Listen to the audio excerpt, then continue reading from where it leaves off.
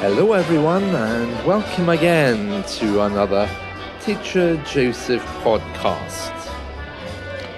Well, behind me you can probably hear the Wurlitzer organ which is playing. I'm in the Blackpool Ballroom which sits beneath the Blackpool Tower. It's very nice and very beautiful and takes us back to a period of history when everything seemed so much easier. Actually, these days, this ballroom is very popular, a little bit historical, and most of all, in very bad tastes. It's a large old Victorian-style theatre, but with modern furniture, and we have an organ there which is playing different styles of music, and people are dancing in the middle. It's very interesting, and I'm surprised they've managed to keep this tradition alive, but it is very much part of English culture. People who live here in the north of England, in the northwest, are known for hospitality and entertainment, and most of all, their sense of welcome. They were very industrial, just like Scotland. It was a very industrial area. Then, when Margaret Thatcher came in the 1980s, all of the mills, thread mills and factories quickly vanished, and they were left in the same situation as Scotland. People who live in the London area usually receive very good education, can go to university, but people in the northern parts of the UK, that wasn't always possible. And as a result, we still, even today, have this economic divide where people in the south are more concerned about the Queen, her family, and academia, whereas people in the north tend to think of themselves as being poorer somehow, with less opportunities. That still exists today. People in the south often refer to people in northern England as being very bitter northerners because they like practical things.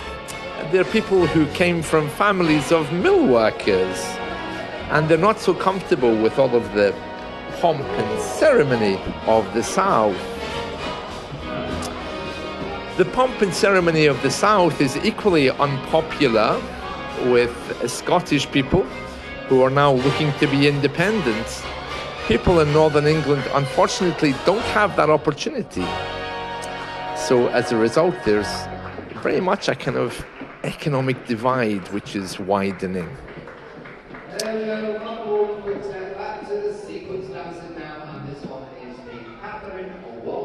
They're announcing a different waltz being played on the Wurlitzer organ.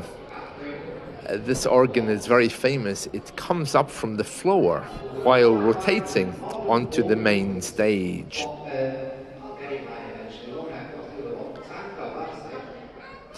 The man is saying that the next one's a tango.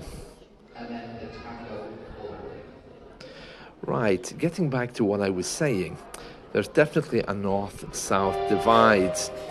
In recent years, the mayor of Manchester has been making very strong critical comments about the southern governments.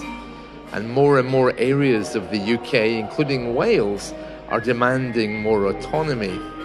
This could mean somewhere in the future we end up with some kind of United States version of the UK where every area has its own power. I can see that happening in the not too distant future.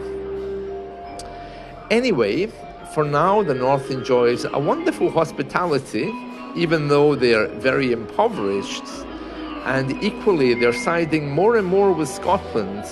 They're changing. They're saying, what happened to us? Where's our rights? The same as the southern English people to do different things that we want. Why are our areas so poor when the south is getting rich? The same question that Wales is asking. Scotland has its own government now, and a lot of money, and things are changing in the northern part of the UK, but I think the northern part of England has a while to go. Well, that's it from me for now, from the Blackpool Ballroom, underneath the Blackpool Tower. Let's talk again soon. See you. Bye.